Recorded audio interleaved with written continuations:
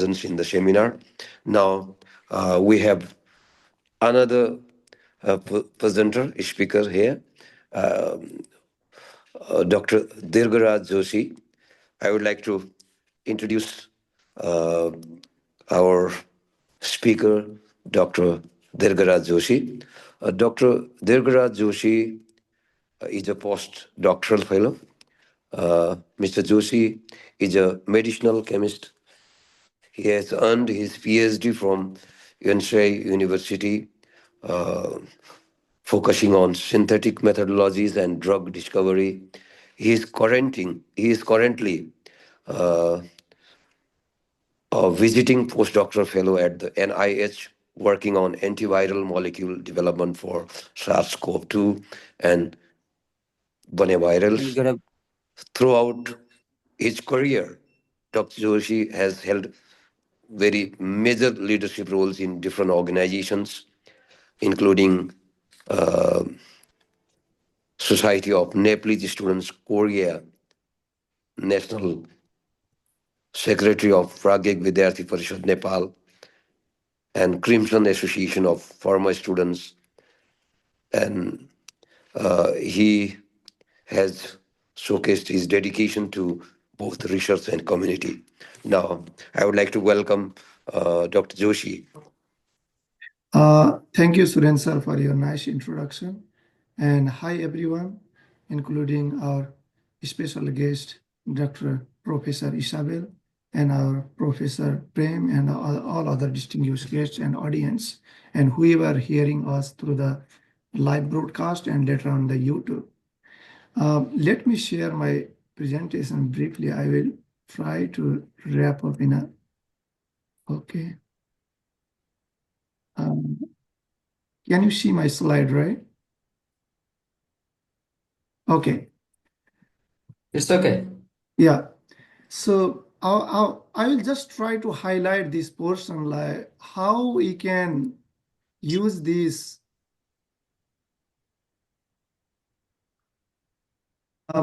teaching of Bhagavad Gita for the good health and well-being, one of the sustainable development goal, good health and well-being. And my major is also related to the health sector, and I'm studying about drugs since last 17 years. So I will try to dedicate how the teaching of Bhagavad Gita is covering overall. And our former speaker, Isabel, pointed something like, we do not have such a concrete idea how we can give a perfect solution, but we are trying to incorporate several ideas. And she mentioned like a compassion, nonviolence, purpose of making difference, why I am here and why I am doing this thing, and so many. And the Bhagavad Gita mentioned all of things, whatever she mentioned earlier. But let me try to go in. What the WHO, World Health Organization, established in 1948, they told about the health is a state of complete physical, mental, social well-being, not merely absence of disease or infirmity. But till today, in our modern science, there is no answer about what's next after my death, why I born, what will happen in next day. We do not have any such special prediction or tool and technology developed to say exactly this, this, this. But Bhagavad Gita tells us your path should be do righteous things with the dharma, do perform your duties with the dharma without attaching to the things.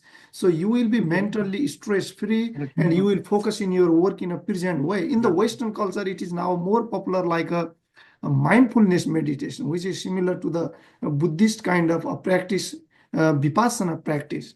But Bhagavad Gita mentions beyond that. Don't just think of this body. You are not this body. This body you are using as a tool to liberate this from this body to one planet to another. Even you can transfer the cross planet and something.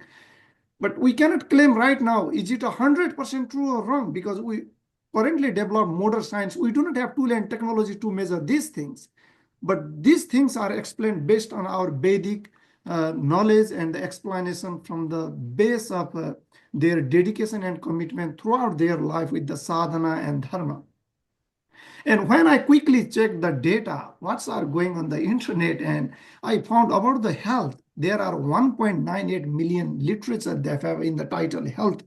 And the cancer is second largest after the health. The major research is focusing on cancer and the food. And if we see the mental health status, day to day, the mental issue is growing, and they mention. And we are sometimes confused. Money will give our solution. What is life? Where is my journey? What is health? I run for the money, and later on I do not have good health.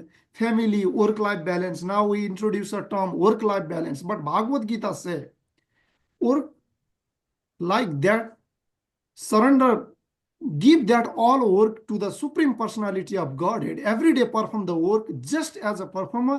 Don't be attached with the work, and dedicate that work to the Supreme Personality and free from either the happiness or the sorrow. Don't take anything. Just enjoy the presence, like behave as a be yogi, a karma yogi. True karma yogi, he can handle the all situation. This is the teaching of Bhagavad Gita. And this is my recently published book about the knowledge of medicine for healthy life. We are trying to reach out maximum people in Nepal, and we summarize this content to make the 1,000 copy of notebook to distribute to the government school children, 10,000 copy in the western part of Nepal. And the message of this book, I try to incorporate, including my medicinal knowledge. I do not find it is sufficient to discuss about the mental health and make people happy. So I try to incorporate the message of Bhagavad Gita in this book, that there are several core messages we need to think every day to make a better health and happy life, with the message of Bhagavad Gita that is explained in Nepali. So I just quickly show this here. And if we see some summary data, like every one death with the suicide, there are 20 attempts to get that suicide. And in 100 deaths, there is more than one death because of suicide. And the young people are suffering more. And if there is a conflict environment, 1% in every 5% have a mental disorder. And the average, this situation is in every 8 people, 1 people globally live with the mental health condition, right? This is a serious case. That whole population of this world, around 13% of population of this world is suffering with the mental health issue. And if we consider the US, 23% experience mental illness, which is more than the other country, more developed. We have more money, we have more resources, more brilliant scientists are working here, and we are suffering more.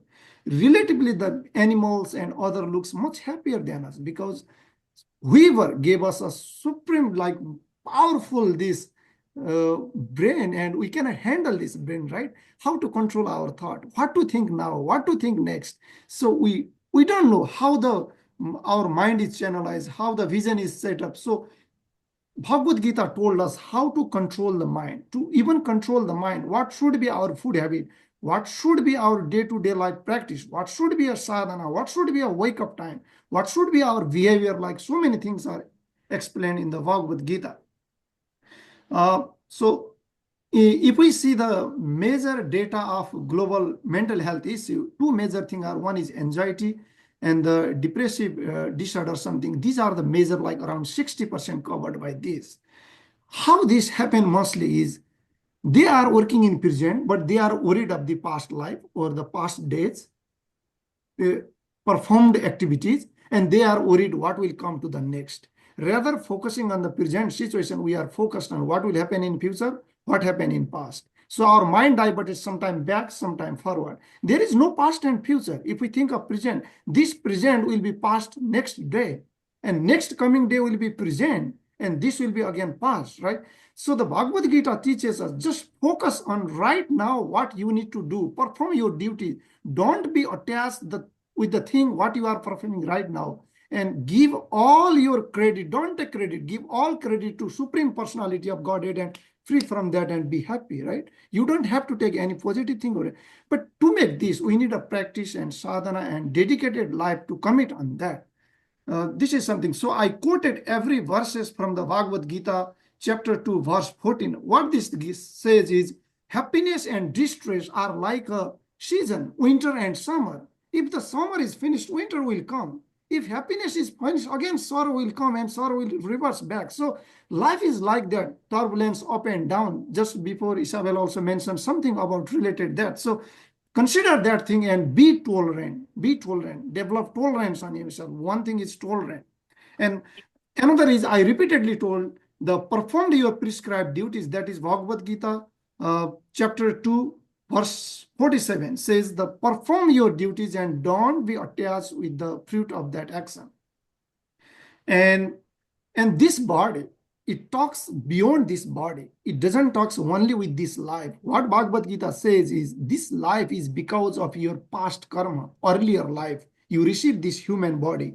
If you don't perform your karma properly in this life, probably you will go to the relatively different body like animal, virus, bacteria, or reptiles, or so many other creatures, or the plants. So what we realize, the consciousness can be traveled throughout all of the creatures in this universe.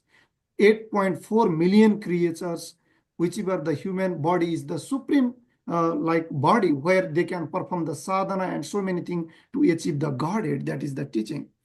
And so don't be attached with the success or failure, and think this body just as a changing clothes. My energy is migrating from this body to another body. Like I change the cloth every day. In every birth, I change my body. Sometimes I will get female body, male body, or human, or animal, something like. So we were one. He is sure to die. So Bhagavad Gita told, why you worried about you will die? You know you will die. Everyone will die. So make that perception on your mindset that everyone will die. So whenever you have a life, you are doing respiration or whatever, taking breath, perform your best duties, whatever you can do. So the major focus of Bhagavad Gita is focus on performing your duties and be always yogi, yogi, yogi. And let's focus in another point, what the modern world is suffering. We are taking more food than we need. So Bhagavad Gita clearly mentioned, what is the night for all being is the time for awakening for the self-controlled person. And the time of awakening for all being is the night for the introspective stage. So think of it now. Now the people will go bar from the 8 p.m. and they will do the disco dance, whatever, up to the 2 a.m. So the real sadhu yogi will wake up at 2 to 3 a.m. and do sadhana. But another life of the people of this world, they will sleep after 3 a.m., right? So 3 a.m. to 9 a.m. So our whole life is, we imbalanced our sleep cycle, circadian rhythm we imbalanced, and our work life, some are working in day-night shift. This like a hectic world, it is difficult, but Bhagavad Gita told us, think of this mind. So it clearly mentions, like, regulate the habit of eating, sleeping, recreation, and work. So it clearly mentions the sleep should be 9 to 3 is the best time, and then wake up and perform your duties. And recreation activity, for the recreational activity, we took external agent like self-intoxication, alcohol, sex, electric, other thing, or gambling, something. Let's focus on sadhana, do the mantra japa, chanting and other thing to control our mind and develop happiness, and share the positive things like this satsang, right? We are enjoying this very fruitfully, like those kind of thing Bhagavad Gita told us to adapt in our life and be healthy. So if we think like major population of this world is suffering with obesity. Obesity is caused from the overeating, uncontrolled, unhygiene behavior, less exercise, or stress-induced obesity, so many things. But anyway, Bhagavad Gita mentioned, please don't eat excess, rather not eating at all or excess eating, both are harmful. And another interesting thing, Bhagavad Gita clearly mentioned with example from the tortoise that when there is dangerous situation or it feel unsafe, what does it put is, it takes its limb all inside and covered with his like a hard shell, right? Same way, when you think of drinking alcohol, when you think of gambling, elliptic chase, perform another activities, just control your senses, thinking of the tortoise, and preserve yourself and out from this surrounding, out from bad surrounding, and make your life peaceful. And so one of the Acharya, the Hare Krishna movement, the ISKCON, Prabhupada, he highlighted 4 major things to control in this rapid growing world. 4 major things you need to control in life. No gambling, no intoxication, no electric sex, no meat eating. So if we think in the broader vision widely, we will find a lot of problem with these four things. So he mentioned, yeah, first four thing in your life is perform this and control yourself. And yeah, let me go quickly on other with the one example, like if we see the global warming, we are talking about the sustainability approach. If we see the uh, cow slaughtering, cow killing, eating beef is the major issue for our global issue, right? Well, if we see here 1 kilogram of wheat production, it generates 2.5 kilogram of greenhouse gases. And if we think of the 1 kilogram of beef, it generates 70 kilogram of greenhouse emission. So this clearly told us if we are really serious about the sustainability and global gases, some global warming, we should right now stop beef eating.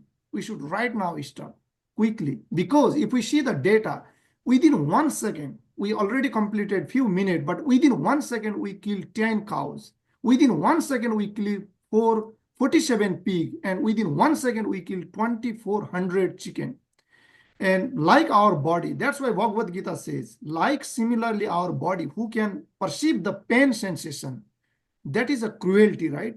If being a humble human, we should think of it like animal are getting pain. Although we are killing plants also because they also have life, but they have relatively less developed pain sensation like animal and us. So it's our duties to respect them, and we should think of the welfare of animal and think of the holistic ecosystem. So meat accounts around 60% of all greenhouse gases from the food production, and the food production account 35% of the global emission, and only cow, beef accounts the 25%, that is quarter of the emission raising from the food production. So it's an urgent issue. We need to right now stop. This is, I'm requesting all whoever listener in this international forum, we should stop as soon as possible cow killing, taking beef, and slightly changing our habit from meat to the vegetable and natural food. And yeah, so we should try to decline in our life based on the teaching of Bhagavad Gita and focus on the food that are healthy. It clearly mentions the material nature are three modes of material nature, that is goodness, passion, and ignorance. How the goodness came in life is with those kind of fruits, like food dears to those mode of goodness increases the duration of life, purity one's existence, and give the strength, health, happiness, and satisfaction. Such food are juicy, fatty, wholesome, pleasing to the heart. So it is talking about the fatty nature of something, like we can get the milk fat and other without killing animal. And so those food that are super bitter, too sour, salty, hot, pungent, and burning are pleasant to the passion mode of people, and those are not much good for health. Those cause disease to us. So that all are somehow mostly verified by our modern science. So we should consider that, and so food should be eat as early as possible, or this day we have a preserve system. It looks somehow fine. And satisfaction, simplicity, gravity, self-control, and purification of one's existence are the austerities of the mind. How to control mind this is the major thing, how we can control the mind. By this way, I will try to wrap up my presentation quickly. So these are the take-home messages from the Bhagavad Gita. Think of nature, think of holistic nature, think of ecosystem. I am not only the super creator of this planet. All bacteria, virus, all creatures have equal right to live in this planet. And we should respect all life. We should use minimal harm to them, to consume them, how much minimal harm we can give to them. Like, so in all situations, try to be a yogi, regulate your mind. Focus on your prescribed duties without attachment. Happiness and distress consider like as a summer and winter. Regulate eating, sleeping, working, and recreation. Withdraw senses from the sense object like a tortoise does, and build mode of goodness, how much we can do. And no meat, no electric shake, no gambling, no intoxication, no cow killing. By this way, I would like to conclude my presentation, and I would like to thank Dr. Hari Kamali, who is taking this initiative and trying to like gather us all in one forum to share those ideas, and Pauline for this coordinating us through the Planet Institute and UNESCO throughout collaboration. Thank you, everyone. Thank you so much, Dr. Dirgha Joshi, for your insightful presentation. We are really benefited through your presentation. You have raised major health problems, and you have cited their solutions from Srimad Bhagvat Gita. We are very much thankful to you for your wonderful presentation. Now, I would like to introduce our today's next speaker, uh, Yogini Saritanandani. Uh, Saritanandani is a yoga pioneer and Yoga Ratna awardee. She is a visionary spiritual leader and philanthropist, and she has um, done. She has taken Yogacharya degree, and through Divine Path International Foundation, she has contributed in different fields. She leads countless souls on a transformative journey, sharing yogic and spiritual knowledge with all, including the imprisoned people, to unlock their inner potential and attain lasting peace. She distributes Srimad Bhagavad Gita to people throughout the country, and she works for the promotion of physical and mental well-being, and she feeds the hungry people and supports street people, and she is guided by her philosophy,